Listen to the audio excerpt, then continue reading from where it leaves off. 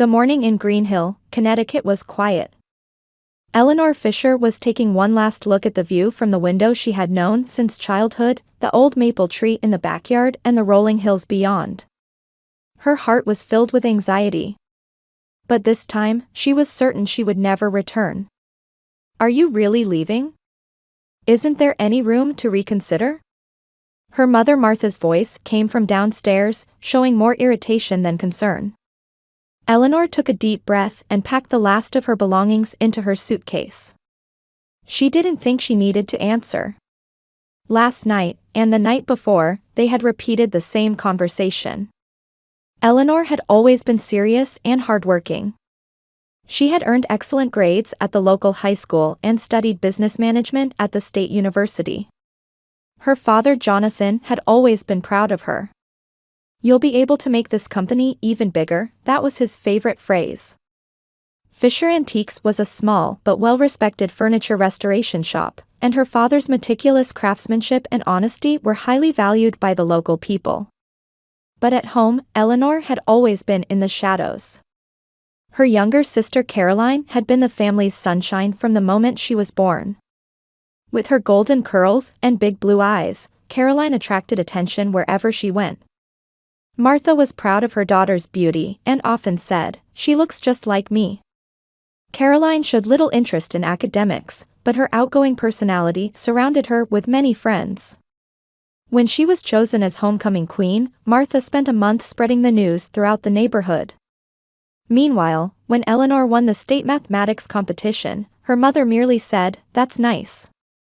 When Eleanor was 25, her father died suddenly of a heart attack. On the day of the funeral, Martha and Caroline were surrounded by grieving people. Eleanor sat alone in her father's workshop, touching his tools. After his death, it was natural for her to take over the shop.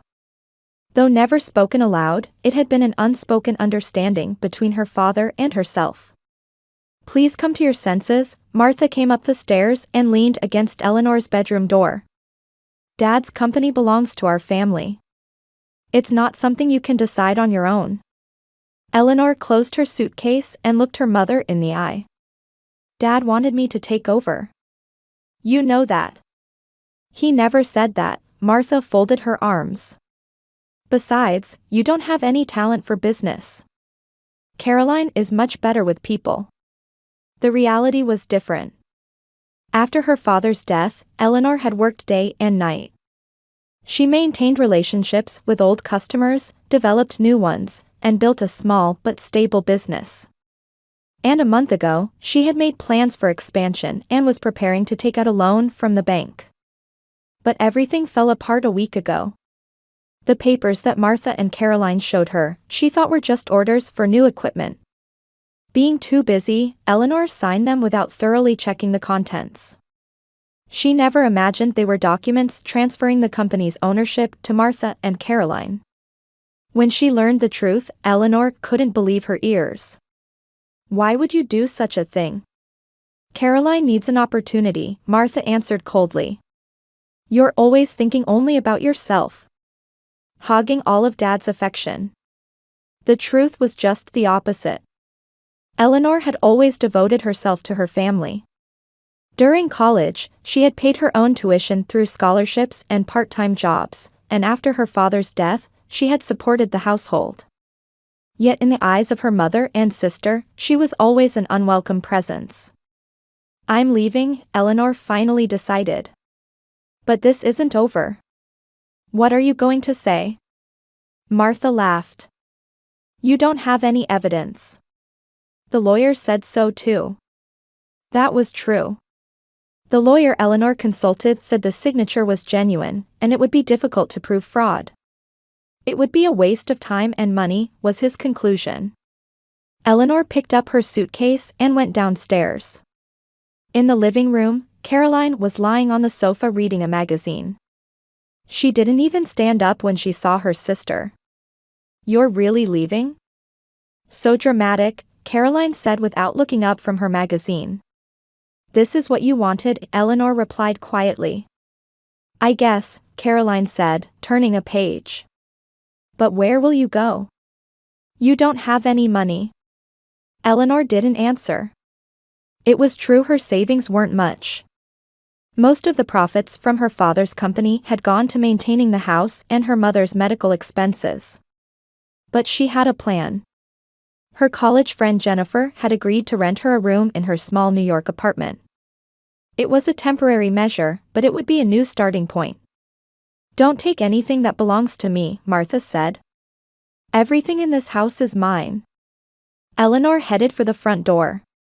Looking back, she saw Martha and Caroline watching her. Their eyes gleamed with victory. "Goodbye," Eleanor said. "Good luck," Caroline said mockingly. "You're going to need it." The moment the door closed, tears fell from Eleanor's eyes. She got into her car and started the engine. The family home reflected in the rearview mirror already seemed like a thing of the past. Eleanor took a deep breath and gripped the steering wheel. A determination was growing in her heart. This wasn't an end, but a new beginning. She had inherited more than just the company from her father. She had also inherited his perseverance and integrity. Someday, she would surely recover. The car drove away quietly, leaving behind the small town of Greenhill.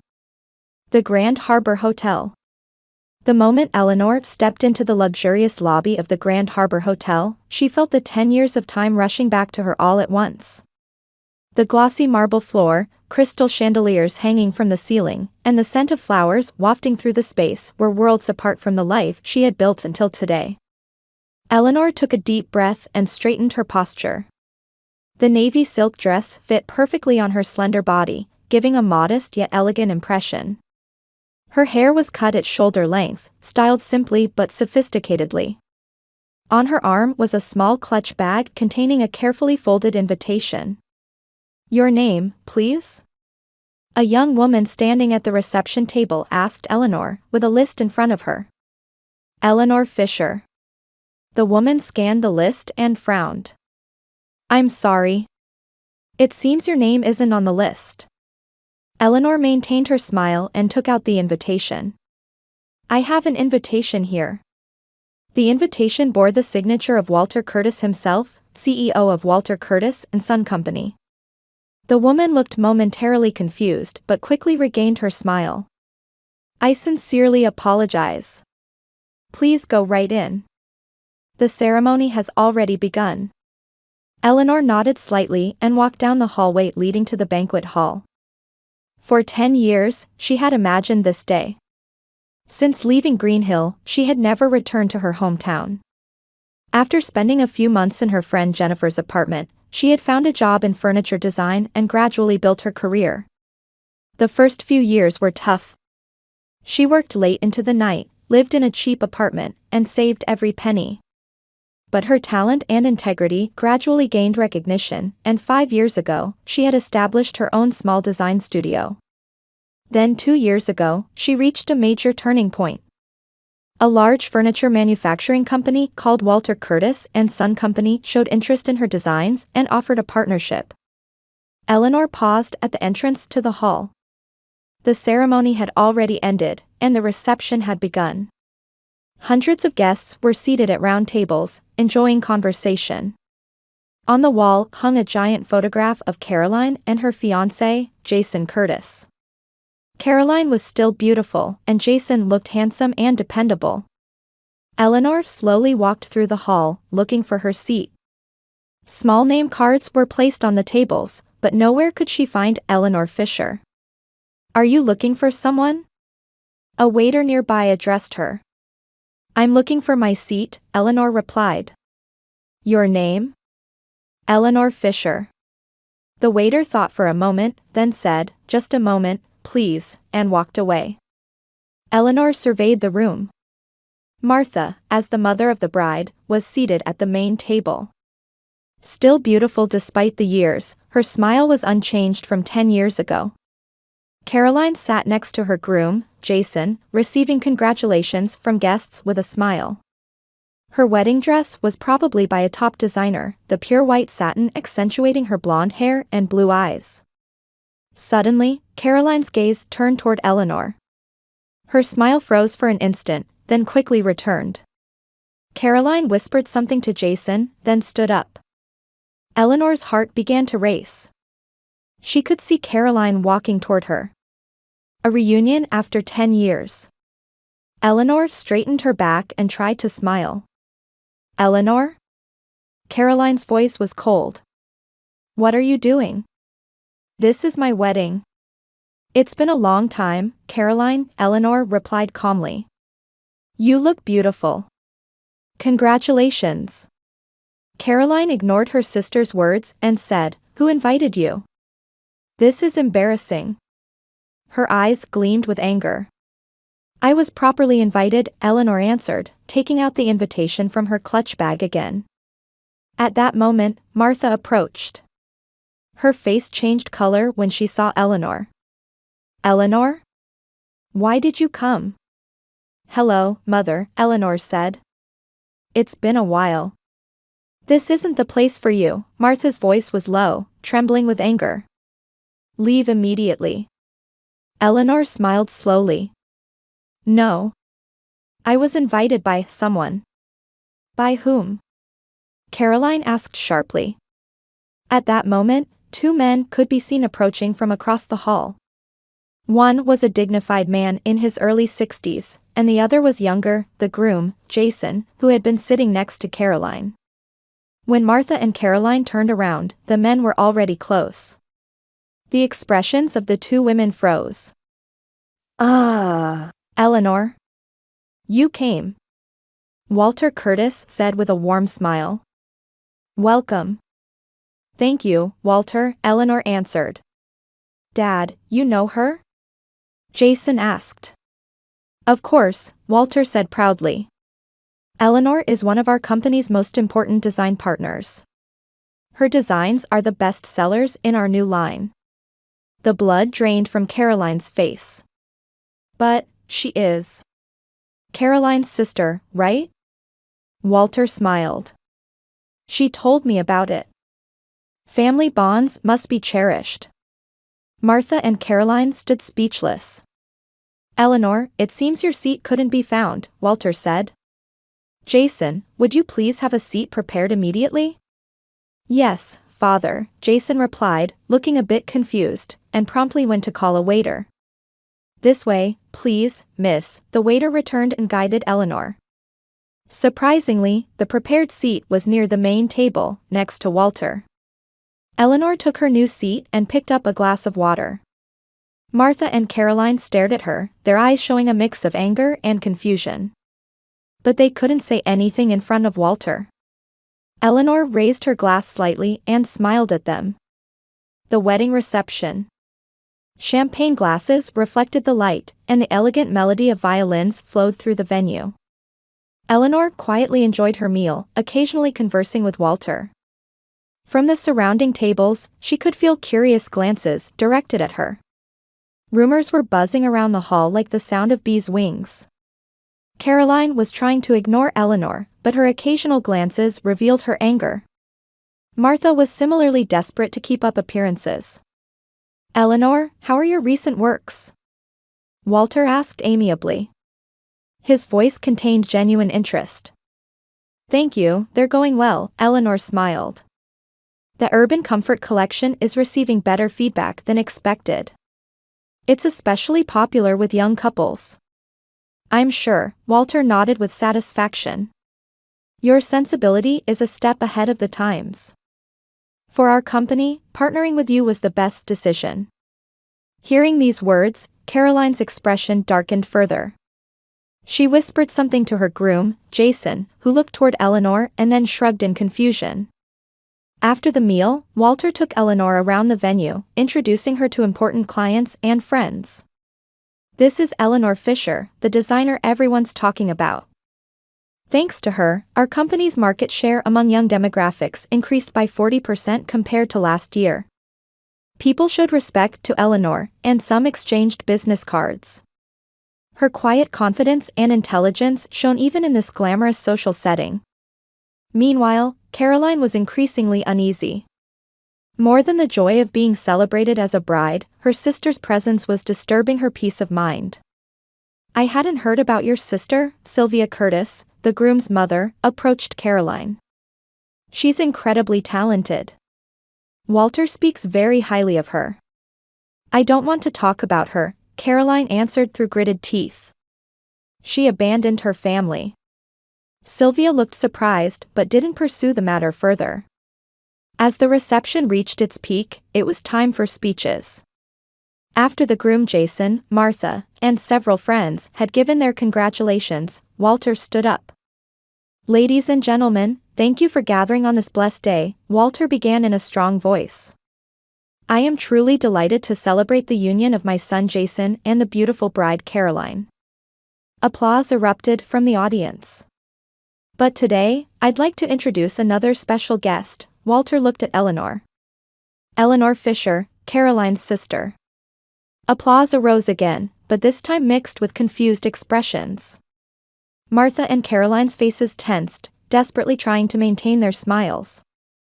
Many of you may not know, but Eleanor is one of our company's most important business partners, Walter continued. The Fisher modern line she designed accounted for 20% of our company's sales last year. A murmur went through the hall. Eleanor sat quietly, listening to Walter's words. Her talent, integrity, and perseverance are rare in the business world. 10 years ago, she entered this industry with almost nothing, and now she is one of the industry's leading designers. Walter raised his glass. To Eleanor, a toast to your success. And may our partnership with our company continue. Cheers. The people in the hall raised their glasses. Eleanor stood up and briefly responded, Thank you, Walter. And thank you all. Her voice was controlled but powerful. After the speech, Eleanor excused herself temporarily and went out to the terrace. The evening air cooled her heated cheeks. She had known this day would come eventually. But even though she thought she was mentally prepared, the wave of emotions was more than expected. Eleanor. Turning around, she saw Caroline standing there. Her beautiful face was distorted with anger. Are you trying to ruin my wedding? She said in a low voice. Taking revenge like this is cowardly. Eleanor took a deep breath. This isn't revenge, Caroline. I just accepted Walter's invitation. More lies. Caroline's voice grew a bit louder. You always pretend to be the victim. It was the same with Dad. What are you talking about? Eleanor's brows furrowed. Dad always. Caroline's words were interrupted by a shadow appearing on the terrace. Is something wrong? It was Walter's voice. Behind him stood Jason and Martha. No, nothing, Caroline instantly regained her smile.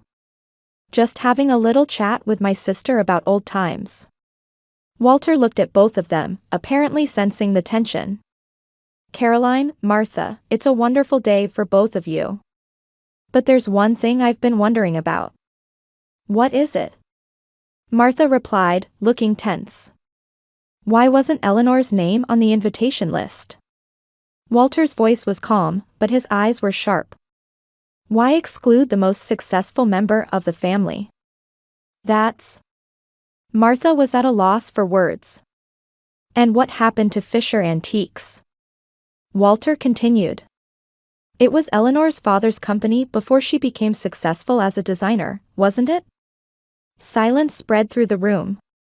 Eleanor stood quietly, watching how things would unfold. There seems to be something I should know, Walter said quietly. Jason, I'd like to have a family talk now. Could you give us some time? Jason looked at his father with a confused expression but nodded and left. Eleanor, Caroline, Martha, Walter looked at the three women. I've reserved a small conference room at the hotel. Let's talk there. Martha and Caroline tried to protest, but they fell silent in the face of Walter's resolute attitude. Eleanor nodded slowly. After 10 years, the time had finally come for the truth to be revealed. The truth revealed. The small conference room at the Grand Harbor Hotel was filled with a solemn atmosphere. Walter sat at the head of the table, with Eleanor, Caroline, and Martha seated on either side. Outside the windows, the night had deepened, and the room was illuminated only by the soft light of table lamps. "Now," Walter quietly began, "I arranged this meeting because I felt something important was not being spoken. I have the right to know about the family of my son's bride." Caroline anxiously looked at her mother. Martha pressed her lips together, her hands tightly clasped. "Eleanor," Walter turned to her, "could you tell us your story? Why did you leave your family?" Eleanor took a slow, deep breath. For 10 years, she had never told her story to anyone. When asked by friends or colleagues, she had always given vague answers. But now, it was time to tell the truth. 10 years ago, after my father passed away, I took over his furniture restoration shop, Fisher Antiques, Eleanor began quietly. During his lifetime, he had expressed this intention to me. I studied management and gradually expanded the shop. Martha tried to speak, but Walter raised his hand to stop her. One day, I made plans for a business expansion and was preparing to take out a loan from the bank, Eleanor continued. Around that time, my mother and Caroline showed me some papers. They said they were orders for new equipment. Eleanor's voice trembled slightly, but she continued. Due to being busy, I signed without carefully checking the contents. Later, I discovered they were documents transferring ownership of the company to my mother and Caroline. Walter's expression hardened. "That's fraud." "No." Caroline raised her voice. "Eleanor always thinks she's the victim. She couldn't manage the company. We were just rescuing it." "That's right," Martha joined in. "Jonathan would have wanted to leave the company to the whole family. Eleanor shouldn't have been given special treatment." Eleanor smiled quietly. "My father's will clearly stated that the company should be passed to me. We lost that will." Martha retorted. "No, you didn't." Eleanor took out a worn envelope from her clutch bag. "This is a copy. The original is kept by my lawyer." The blood drained from Martha and Caroline's faces. "I consulted a lawyer about the unfairness of the papers I signed," Eleanor continued. "He said we could fight, but a legal battle with family would be a waste of time and money. At that time, I didn't have the resources for that." Eleanor slowly took out another document from the envelope. "This is a copy of the transfer document I was made to sign. Next to my signature is the date. And 3 days later." She showed another document. "My mother and Caroline sold the company to Hampton Interiors." "Sold?" Walter's eyebrows rose. "After inheriting your father's legacy, you immediately sold it?" "We had that right," Martha said weakly. "We had become the legal owners. But morally?" Walter's voice was cold. "My father's company was part of my life," Eleanor said quietly. "When it was taken from me, I left Greenhill with nothing. I went to New York and started a new life with the help of a friend." Caroline suddenly began to cry. "It wasn't fair that you were given special treatment. Dad always thought about you. I was always second best." "Caroline." Eleanor looked at her sister. "Dad loved you too. We were just loved in different ways." "Liar." Caroline shouted. "After you left, we lived a wonderful life with the money from selling the company. That was the life I was supposed to have." A quiet silence filled the room. Walter was looking through Eleanor's documents. "Eleanor," he said quietly, "I respect that you've recovered from such adversity and achieved success. When I learned of your talent and integrity, I was drawn to you. But when I found out you were actually Caroline's sister, I thought it might be an opportunity to repair your relationship. So that's why you invited me to the wedding." Eleanor smiled. "Yes. But what I didn't know was the cause of this deep rift." Walter looked sternly at Martha and Caroline. "Fraud and family betrayal." "Walter," Martha desperately tried to smooth things over, "this is just a family misunderstanding. Let's put the past behind us." "This isn't about the past," Walter said quietly but firmly. "This is about character and integrity." He slowly stood up. Actually, I first became interested in Eleanor because her design company, Fisher Modern, was growing rapidly and beginning to threaten our company's market share. The innovation and quality of her designs were becoming renowned in the industry. Fisher Modern. Caroline's eyes widened. No way. Yes, that's my company, Eleanor quietly answered. I combined the techniques I learned from my father with my own new vision. I started from a small workshop, but now I employ 50 staff members. And now it's one of Curtis Furniture's most important partners, Walter added. The growth in our company's market for young demographics is almost entirely due to Eleanor's designs. Martha was dumbfounded. But I thought Eleanor was just a designer, working for a small company. Mother, I'm not just a designer, Eleanor said quietly. I'm the CEO. The founder and owner of Fisher Modern. Caroline's expression changed. Now fear dominated her face. Then, you are? Yes, I am financially successful, Eleanor confirmed. And last year, I also acquired Hampton Interiors. What? Martha gasped. Ironically, that's the company you and Caroline sold my father's company to, Eleanor's voice was calm. When they fell into financial difficulties, I made an offer to buy them. They didn't know my identity. A heavy silence flowed through the room. Walter looked at Eleanor with deep respect. Caroline, Walter finally said, I am deeply disappointed in the actions you and Martha have taken. You are about to marry my son. But honesty and integrity are the values our family most cherishes. Please, Walter, Martha said in a trembling voice, this is in the past. Caroline has changed. Walter quietly shook his head. Character doesn't change easily. He stood up and said to Eleanor, Eleanor, could I have some time to talk with you?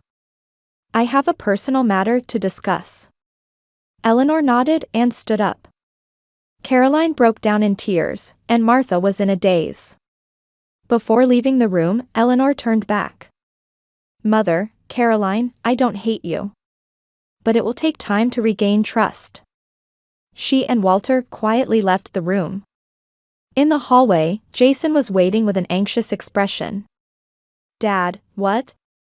We'll talk later, Walter said with a serious expression. A new beginning. The soft spring sunlight reflected and shone on the windows of Manhattan's skyscrapers. Eleanor gazed out of her office's large window, taking in the green of Central Park visible in the distance. 3 months had passed since the wedding, and the seasons had changed from winter to spring. Her life, too, was entering a new season. Eleanor, the new contract from Curtis Company has arrived, her secretary Linda handed over the documents. Eleanor smiled and replied, thank you. Her partnership with Walter was progressing smoothly. Even after Caroline and Jason's engagement was called off, her professional relationship with Walter continued. Walter had decided he couldn't let his son marry into a family of fraudsters. Eleanor's cell phone rang. The screen displayed Jennifer's name, her close friend who had helped her when she came to New York with nothing 10 years ago. Jenny, what's up? Eleanor, you won't believe it. Jennifer's excited voice resonated. Your mother and sister came to my cafe.